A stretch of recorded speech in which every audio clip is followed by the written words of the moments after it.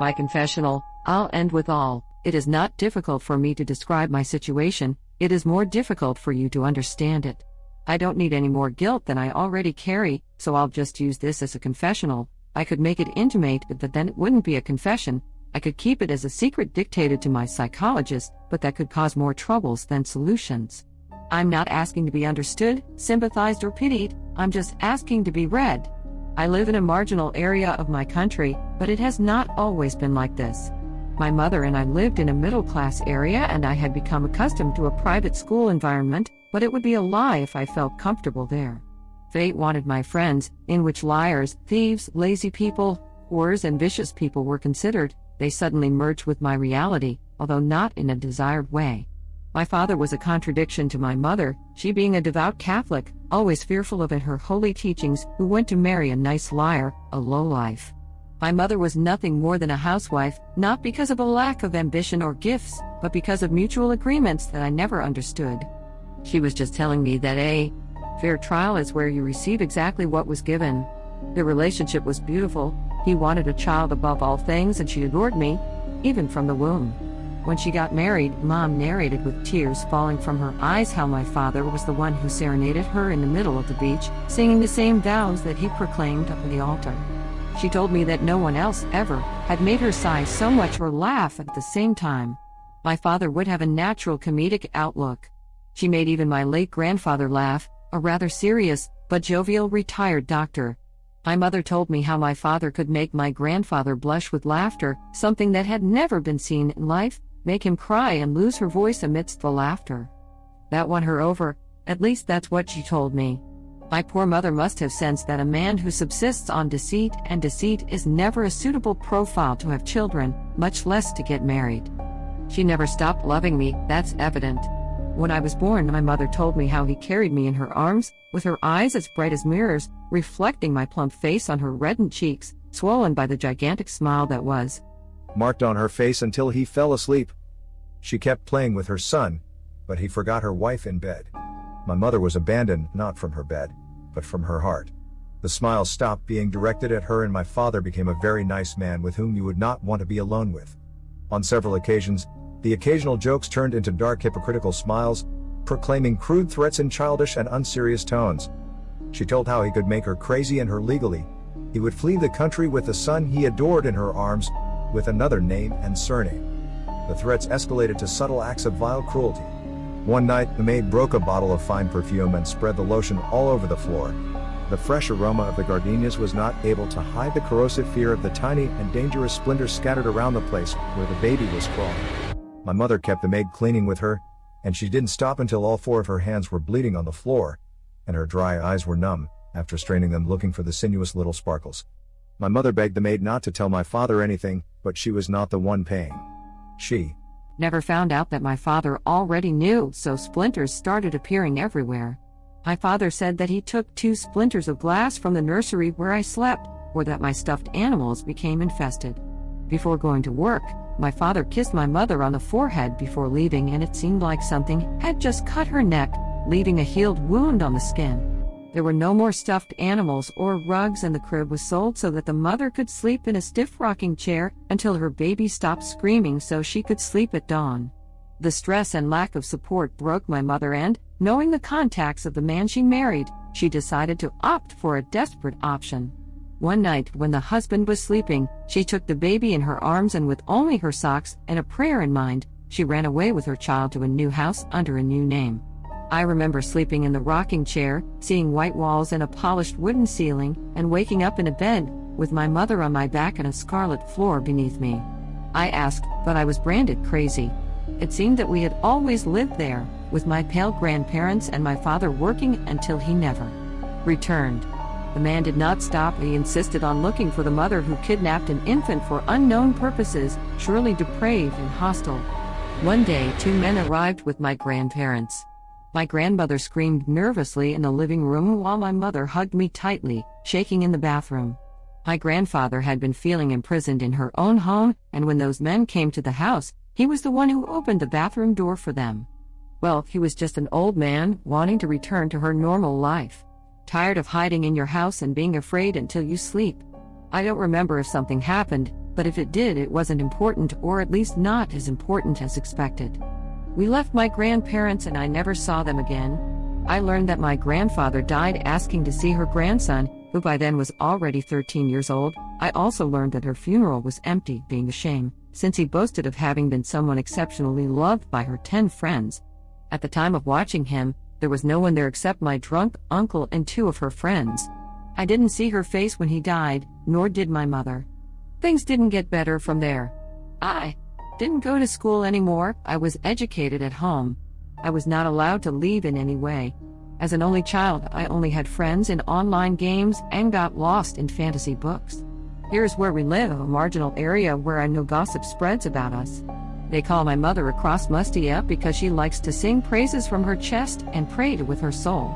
They despise her with their eyes, I have seen them, and they do not intend to do her any favors other than to talk behind her back. I regret the mockery of the breviary, but it was important to know the deck for which I feel so guilty because I have felt nothing but resentment. In recent years after the pandemic, my mother was sure she heard voices talking about her, conspiring against us. She knew it was the neighbor, but she didn't want to react. She didn't fully understand where she lived now, since she is the daughter of a doctor. She didn't get used to surviving among lies. I ran away, I always have. I lived with thieves, as I had already said. I'm not proud of things I've done. I tried marijuana before tobacco, and I did it with a prostitute before my girlfriend. I always helped my mother defend herself against the neighbor's slander, but she did not want to respond properly because she proclaimed that they were not correct methods. I told her to spread more gossip than the neighbor, but she refused. I told her to spend more time with the neighbors to keep her quiet, but she called it a risk. The neighbor won to the point where we whisper in the house so she doesn't hear us. I tell my mother how ridiculous it is, but she always says that she hears her, and if she hears her, she hears us too. She doesn't want to give her information because she distorts everything she hears, but my mother didn't realize that what she doesn't hear, she makes up. The neighbor won since my mother whispers in her own house and scolds me when I don't do it. Even if I speak in a normal tone, she will say I'm shouting. The windows are boarded up with old newspapers because she doesn't want her to see what we do. We live in the dark so that he does not know that we live. The worst thing is that even though this is a defeat, my mother thinks she is winning. Leaving the house becomes an ordeal if she finds out. I can't look for a job, because if she sees me approaching the door, she will in and threaten to even cut her wrists. I feel terrible, because I had to hit my poor mother, a pale skin that covers her bones, once covered by firm and shiny flesh, but now prostrated on them like a mere wet cloth. The gaze falls like someone who is sleepy, and is as fragile as an ownerless puppet, only to tear the knife from her hands. I hide the knives in glass. I cover the windows with adhesive tape so that she doesn't break them and hurt herself. I put the ropes, the glasses, the pills, the dustpan, the mirrors. I even kept the ceramic angels and the crucified Jesus in my room until it looks like a warehouse, just to eat that day and eat that night. She doesn't even want to bathe anymore. She abandoned herself in her bed, muttering curses to my father, to her father, to the neighbor, but never to me, and that doesn't make things better because I have muttered curses to her. How pathetic my complaints are in comparison. You are not the first to think so. I feel like a spoiled person whose day was cloudy, complaining of minimal ailments before the scale. I know it may be reality. I know what it really is. I had already called my mother crazy, paranoid. She claimed that the television was tapped in the same way as the radio in my own computer, turning off the light from the switch when she wanted to talk to me, saying that one way to know that the television was tapped was if it was paid on a channel and it turned on. She said this always happened to her, but how could she trust? She already forgot everything. She forgot my birthday. She forgot conversations we had minutes ago. She forgot the names of songs she liked. I was tired. Fed up. If you haven't hated me until now, you will eventually. She begged me to shut up when boredom overcame me, and I began to rant with truths that I considered I was ignoring or outright ignoring. She begged on my knees to be quiet, to lower my voice, but shouting, suffocating your voice, had a limit before talking would cause you to cough after an unbearable burning sensation. That night we had an argument because I wanted to share a birthday wish with her, but she got upset, stood trembling, and with a lost look under the light switch, leaving us in the dark. I yelled at her that she was crazy and she cried to keep her voice down. I told her that she didn't have to remove the fuses, she didn't have to do it for mere gossip. I told her that nothing was bugged, but she didn't listen to me. She only covered her ears, and if I didn't pray or hum songs she couldn't remember the words to, she begged me to be quiet. But I couldn't. I was tired of whispering in my own house about a lady who lived a roof over the floor, tired of sharing whether I was happy or angry about something because it would be used against us. From the phrase "she's a narcissist," that's what they may come out of their mouths as a justification for the insanity. I couldn't keep quiet and I spit out everything. What about my father and my grandfather, our lack of legal and personal identity, my hatred, my rage, wanting to leave and not being able to, wanting to help the economic shortcomings with a serious job and not being able to. I blamed her for everything and regurgitated the accumulation of bile that, years ago, I had accumulated. I felt guilty when she, upset, started banging her head against the wall because she couldn't shut me up. She trembled and sobbed that I was on her side. It took me hours to calm her down and get her to bed. I apologized in every way that language allowed, but I don't know if she forgave me. Because lying down she only looked at the ceiling, attentive only to her own mind. That night I escaped out the window and looked to buy my marijuana, at least to sleep, at least to endure another day. I don't know. I don't feel qualified to say that I was the one who needed an escape, but if weakness is a claim in my judgment, I won't be the one who opposed it. I was weak. I didn't have their worries and I wanted to escape, get high. I thought that since it was marijuana it wouldn't be as bad as if it were the alcohol that lost my grandfather, or any other substance. Marijuana is harmless, so going out with a bill to buy a staple, which would last a week in which I wouldn't feel like I had only forgotten the shackles. It was not a despicable act. Not at that time. It was when I came back from smoking that the escapist act turned against me. I went into my room, put a towel under the door of my room, and smoked until I fell asleep. I don't know what time the headache and pain in my shoulders woke me up, forcing me to stagger to the dining room to get some headache pills. I found her there, and the tears that came out aggravated my headache and burned my chest. In her hand he held the knife with which he had slit her own throat from ear to ear. Her eyes had tears from having cried a lifetime, her crystalline gaze had become opaque, and the small, fragile body of whom she just wanted to take care of me, she was lying muddy with her own blood, staining the floor. Funerals require credentials that you have to get rid of to escape from a well-connected criminal. The government can lie to you, but lying to the government to save your life and support your child is something unthinkable, very wrong to do, even more so if the money is also lost in the luggage. She couldn't bury her in a cemetery, and he couldn't leave her body to rot there. Even if I could convince the funeral to take place without papers, I would also have to explain to the expert the body in the house, the blows of the night, my money without work, and the marijuana in my blood. Do you know what I did? Could you know what I did with my mother's body? To avoid it. To hide it. To save me from problems. Do you know what I did instead of burying her, like a good believer? I cut it into pieces with the handsaw and buried those pieces under the bathroom tiles. As I already repeated, this is my confession, and as the title says, it is obvious that I do not expect any judgment for what is written here. Except in a subreddit that pretends to be about made-up horror stories, who here would even think this is real? Let me just confess, whether you believe it or not, I couldn't care less. 3 weeks passed. I got a job. I became a porter in a market near where I live, and with the minimum wage I earned I could still buy some food, but I didn't want to go back home. Could not. No job that accepts minors pays well, and there is no clearer reality than that. And no child who spends excess money on drugs will save anything. That is also the truth. But the little devil is heavy, just like the boxes.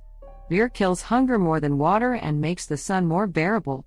I never put a needle in my body, but it smelled enough to put me to sleep until I couldn't smell anything anymore. I'm missing teeth, and I'm only 17, so you can already imagine my lifestyle. I have never ever felt so empty.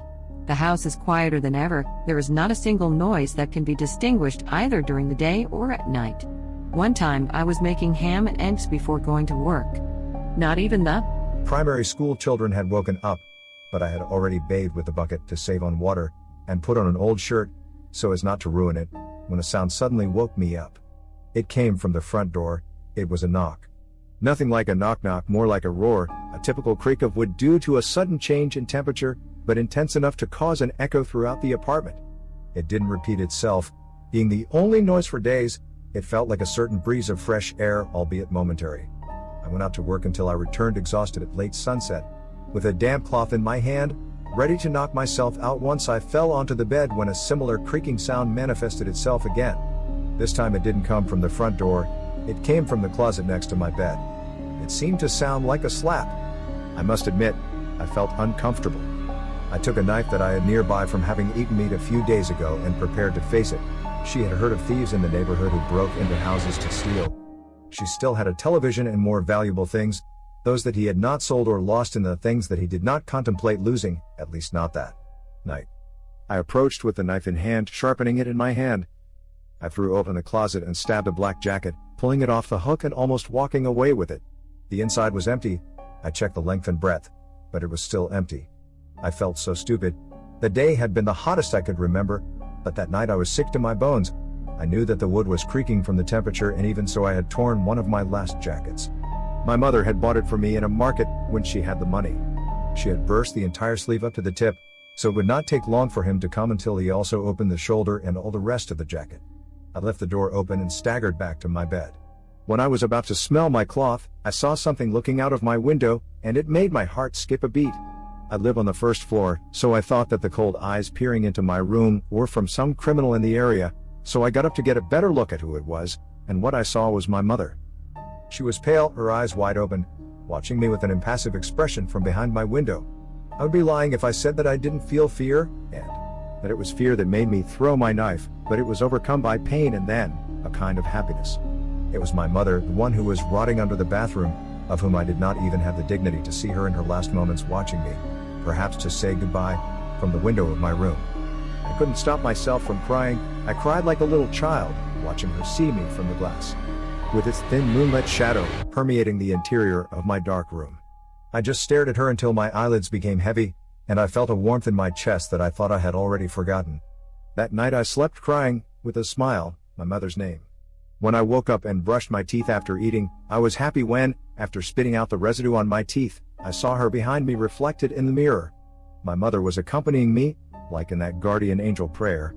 She was standing tall, looking into my eyes from the mirror. I turned around smiling, only to realize the truth, she wasn't there. That's how I felt.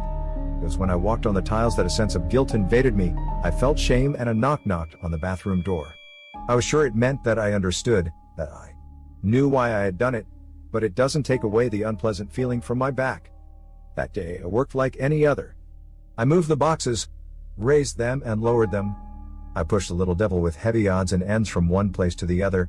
I threw out the stinking garbage until the stench of the entrails and fruit peels completely stunk up my clothes. When I got home, everything was a disaster. It seemed like an earthquake had occurred, even that they had broken into it, but I was able to verify the opposite when I was able to recover all my things. There were only two things broken: the ceramic angels and archangels and the black, crucified metal Jesus. Things got worse. One night while sleeping on my side, I felt a discomfort that I am not able to describe. I felt overwhelmed, in a way, insecure. So I turned around with my eyes closed, trying to conceive the dream. That's when I felt an air. I would expect the window to have opened or a breeze from the door, but when I opened my eyes I saw her.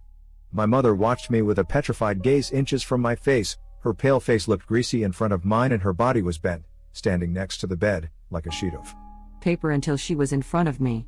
She was breathing hard, and I perceived in her eyes an aura of pain as well as anger. The iron jaw marked the whitish flesh that dripped on my forehead. I was paralyzed. It was so close to my face that I could hear the air rushing in and out the other side. On the other hand, it's true, when my mother's corpse breathed on me, she didn't exhale through her nose, she did it through another side. With my eyes fixed on her, unable to control the trembling of my body, I lowered my gaze. My eyes fought not to, they knew they would find something worse, but still, I forced them to do it. I had to lower them, and so I did. I looked down at my mother's hostile body, looking at her eyes without blinking. I looked at her bleeding lips, her trembling chin, and then, I saw where the air she expelled was escaping. The fresh folds of torn flesh trembled in her throat, dripping drops of red blood onto the sheet, right against the pail. If observed, it would ensure that her open trachea would be seen. The cut was so grotesque, the folds of the cut flesh mingled like wet tentacles through the broken skin, her tongue stuck out through the tissue, and when he opened her mouth he vomited her blood at me. That was the night I ran screaming from the room. When I turned around, before leaving the apartment, I could see her. She was standing half hidden outside my door frame, watching me from the shadows with that dead look of terror in her eyes, just standing from the door with her injected pupils fixed on me. So I went out, and at night I shared it with a homeless on a park bench. A priest from the parish came to the house, covered it with crucifixes and prayed some psalms. She anointed her bed as a dying person would be anointed, and I prayed for her forgiveness, towards my mother and towards me. I prayed as I had not done in a long time. I swore it worked. But in the subsequent nights the looks and the knocking on each door never stopped. When I left for work, I knew that when I returned I would see nothing but a disaster, but food is expensive, so I forced myself to get used to it. To be honest, I never managed it. I lost the TV when I saw it smashed against the door, my music records also broke, even my cell phone exploded. She was carrying it when, in the middle of the night, it caught fire. The computer was also attacked, but it only managed to damage its screen, so now I write this in front of an uncomfortable pink and green screen. One day, tired of the knocking on the doors that had reached the point of not being silent for hours, knocking on each one of them, I shouted for him to be quiet. In fact, I insulted her to keep her quiet, and she did. The knocking stopped in an instant and did not sound again. I put my computer in my backpack before going to work, knowing that when I came back I would lose something else, but that wasn't the case.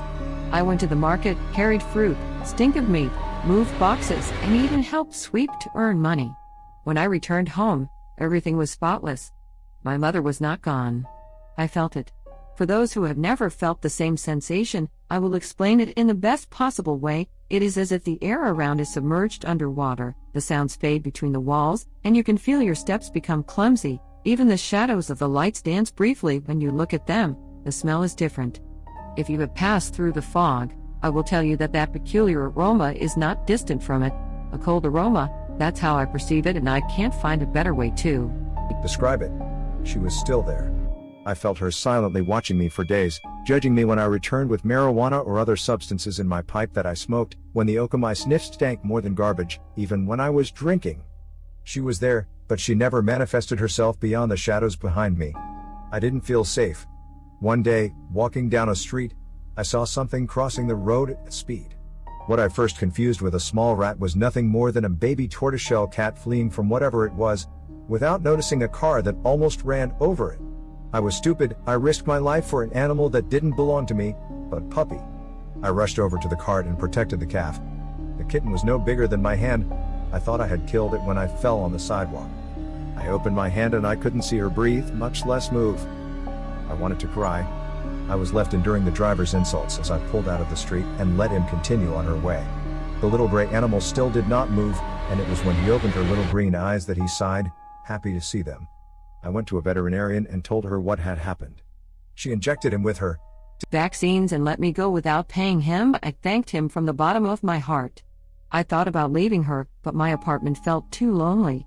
I bought envelopes for cats, and when I got settled inside, I used a shoebox that I covered with some towels for warmth and let her sleep in my room. She was meowing. They were tender little meows, fine as glass, that didn't stop until I laid her on my chest. Its purr was bigger than her. 2 nights passed like this. I named my little cat Muffles. She seemed to like it, and it made me laugh.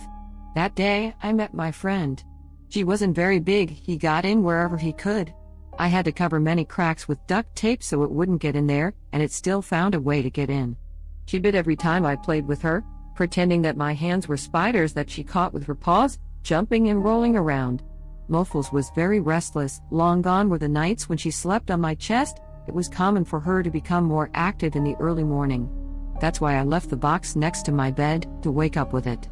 One night it seemed like she couldn't sit still. I came home late from work, so I barely played with her. I left the food on her plate and lay down on the bed. I didn't need to smell anything to fall asleep. That's when their commotion woke me up. She wouldn't let me sleep. Apparently he was jumping around her box in a hyperactive way. I already felt rested, but conquering sleep once you've tried it is worse than conquering vices, so after a struggle with myself I looked to see what Muffles wanted, and it was then that terror scratched my back and silenced my mind. Mouth. There was a figure of an old woman, completely naked, with her ribs marked with each breath, exhaling a whistle that resembled the faint meow of my cat. She was crouched over the box, crushing the gutted body of my little kitten with her open bony palm. His speckled hair, as soft as a stuffed animal, soaked by her viscera, her gray whiskers that stung my face now motionless under the pale skin, her plump little body that breathed on my chest, even her thin tail that he raised and moved like a fifth paw when he played were muddy with her blood. I felt devastated. I felt like my chest had been ripped open and anger sank into my stomach. With disgust, with anger, with despair I jumped out of bed and my bare feet touched the cold floor. I didn't care what he would do to that thing. I didn't even know. But her pain would be less than what he caused my animal with her filth. But, and as if that figure sensed me, my plans were ruined. No one wanted it.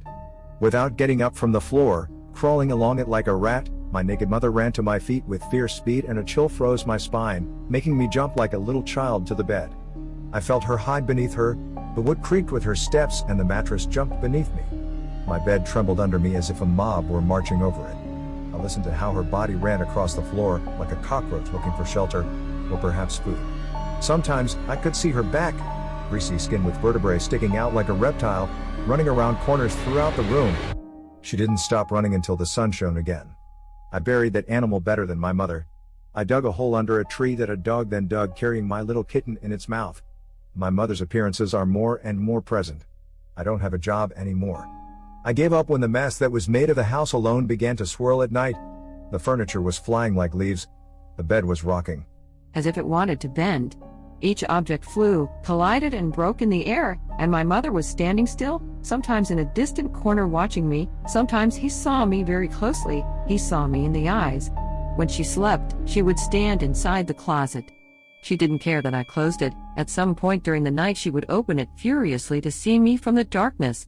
Lately, she's been offering me her knife. First in a subtle way. When I woke up I would find it in the box I kept for my cat, then I would put it on my chest. The night before, he walked from behind me to peek into my face from behind for a few minutes while I was smoking, and left the knife in front of me. I saw her today this morning. She no longer disappeared with the dawn. I got used to sleeping in the living room, next to the kitchen. Today she stood by the stove, rocking with her dead gaze on me, displaying the wound covered in pus and clotted blood between the scabs of flesh and rotting skin, when suddenly she began to cry. She walked slowly, very slowly, slowly getting closer to where I was, crying inconsolably. It was an unpleasant sound, since it did not sound like the normal crying that would be expected from any human. It sounded muffled, like the regurgitation of someone who is sick. The pain seemed to tear her chest from the inside and figure into a moan from a wounded throat, a harsh sound, like long fingernails scratching a chalkboard. Then, when the darkness of the kitchen left her, and she let the sunlight illuminate her naked body, with bruises covering her flesh and unhealed wounds destroying her legs, running through her belly like a bad road, cutting into her face, her torso and her chest. With fat dripping from her pale skin, shining in the sun, reviling her injected eyes like nails, upset by sadness and hatred. It was then, after standing still for a moment, that she ran against me. She cursed between screams, just mentioning my name, and rushed like an animal against me. I ran to my room and closed it when I saw her approaching from the hallway. I blocked the door first with my body, until I almost beat them a couple of times. I kicked the door against him to buy some time and could only resolve to block it with my bed. Now she is knocking too fast and hard. I assume from the sound and intensity that she is smashing her head against the door to get in. No, this is my fault. I didn't want her alive. I don't know if I'm a monster, but I think I am. I hated my mother for wanting to protect me. I just had to stay still. What idiot doesn't want her mother to tell him to stay there? Don't go to school, don't even work. I hid my mother to go out and get high, insulted her like a crazy woman. I left her alone in front of everyone. I'm guilty of cutting her, I'm guilty of killing her. So it ends here. She's going to come in at some point, but I'm not brave enough to face what should be my fair trial. Before I finish writing this, I want to let you know that this morning she left me the knife and now I finally took it. I'll put it against the desk and let myself fall. It's not what I deserve, but it's what I'm going to do. Here I close my confessional, and I see through the reflection of the screen that the door is giving way. I don't care if you judge me or believe me, but I am grateful to have been read.